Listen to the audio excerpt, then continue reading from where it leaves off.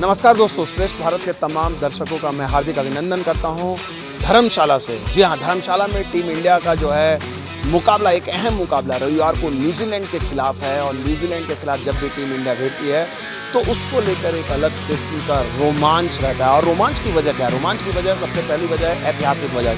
ऐतिहासिक वजह क्या है? 20 साल हो गए, 2 दशक टीम इंडिया ने न्यूजीलैंड को वर्ल्ड कप के किसी मुकाबले में नहीं हराया है। तो कहीं ना कहीं रोहित शर्मा चाहेंगे कि ये जो सीक्वेंस है, इतना लंबा जो सीक्वेंस है, इसको किसी तरह से तोड़ा जाए। दूसरी बात, एक अहम बात, न्यूजीलैंड हाल के दिनों में, हाल के सालों में बोगी टीम जिसको कहते हैं, एक टीम जो इंडिया को परेशान करती रही है। अब आप देखिए, इत्तेफाक से वर्ल्ड कप 2023 की जो 2 बेस्ट टीमें हैं, अभी अंक तालिका में नंबर 1 पे, भले ही न्यूजीलैंड के पॉइंट बराबर है, भारत की तरह 8 पॉइंट है, लेकिन भारत से सुपीरियर उनका नेट रन रेट है। यानी नंबर 1 पे न्यूजीलैंड है, नंबर 2 पे भारत है।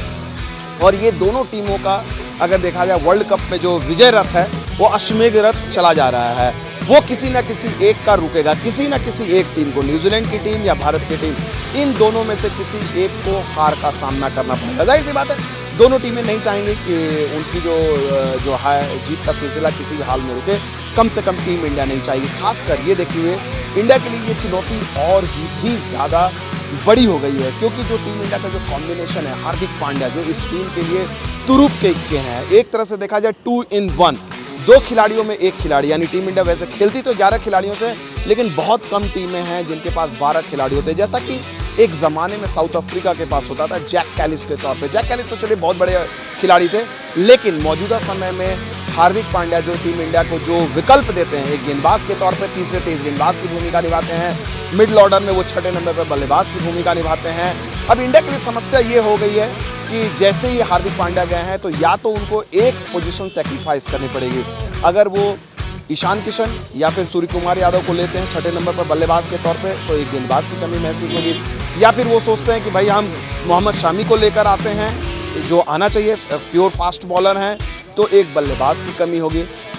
यानी तो टीम इंडिया के पास एक विकल्प है कि एक काम करते हैं, आर अश्विन को ले आते हैं, जो अगर देखा जाए बहुत नज़दीक का अगर विकल्प है तो आर अश्विन का ही विकल्प है, जो थोड़ा सा नज़दीक दिखता है हार्दिक पांड्या के मुकाबले। हालांकि वो स्पिनर हैं, हार्दिक पांड्या पेस बॉलर हैं, बैटिंग में भी हार्दिक पांड्या ज़्यादा बेहतर हैं। लेकिन अश्विन से फ़ायदा ये होगा कि आप जडेजा को 6ठे नंबर पे ले जा सकते हो, 7वें नंबर पे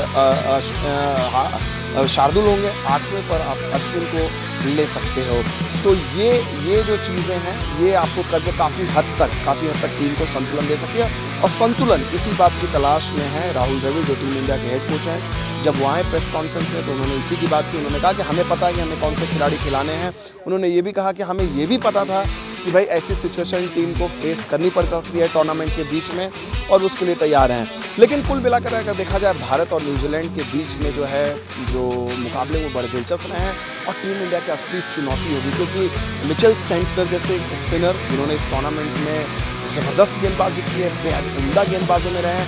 ट्रेंट बोल्ट जो हिस्टोरिकली इंडिया को परेशान करते आए हैं, बाएं हाथ के तेज गेंदबाज। आपको याद होगा 2019 के वर्ल्ड कप में जो टीम इंडिया बाहर हुई थी, उसमें बोल्ट की भूमिका काफ़ी अहम थी। तो कहीं ना कहीं जो हमने देखा है, जो तेवर रोहित शर्मा के देखने को हमें मिले हैं पूरे टूर्नामेंट में, वो पहली दो गेंद पर एक अटैकिंग शॉट लगाते हैं और पहले कुछ ओवर में ही नेस्तनाबूद कर देते हैं। चाहे वो शाहीन शाह अफरीदी हो पाकिस्तान के लिए, या फिर राशिद खान हो अफगानिस्तान के खिलाफ, या ऑस्ट्रेलिया के तेज़ गेंदबाज हों। रोहित शर्मा का जो पैटर्न रहा है वो पहली गेंद से अटैक करने का रहा है। तो क्या रोहित शर्मा ट्रेंट बोल्ट के खिलाफ भी वही रुख अख्तियार करेंगे, या टीम इंडिया इस बार, क्योंकि न्यूजीलैंड की टीम एक ऐसी है जो स्ट्रैटेजी को समझती है और वो प्रोएक्टिव है, जिसको कहते हैं ना, वो पहले से सोचती है कि अच्छा इंडिया ऐसा करिए, हम ऐसा करेंगे। तो न्यूजीलैंड ने ये देखा होगा कि भाई इंडिया ऐसे अटैक कर रही है, तो डेफिनेटली उनके पास ये प्लान होगा। तो क्या इंडिया के पास ये प्लान होगा कि इंडिया अपने प्लान को चेंज करेगी, या इंडिया उसी प्लान पर चलेगी जो उनका सक्सेसफुल प्लान रहा है? ये तमाम सवाल उनके जहन में होंगे। लेकिन कुल मिलाकर देखा जाए, एक और फैक्टर होगा ड्यू का फैक्टर, पिचेस का फैक्टर। पिच जो है यहाँ पर मदद करनी चाहिए हालांकि बल्लेबाजों के, लेकिन ड्यू का फैक्टर यानी ओस गिरती है। यहाँ शाम में ठंड है, जल्दी ओस गिरती है, और ओस जब गिरेगी तो गेंदबाजों को, जो सेकंड में जो गेंदबाज करते हैं, उनको गेंद को पकड़ने में थोड़ी दिक्कत होती है।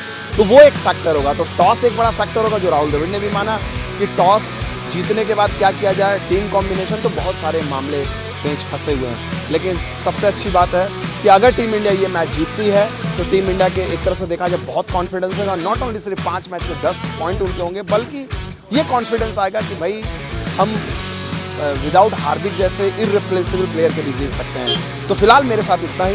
बहुत बहुत शुक्रिया।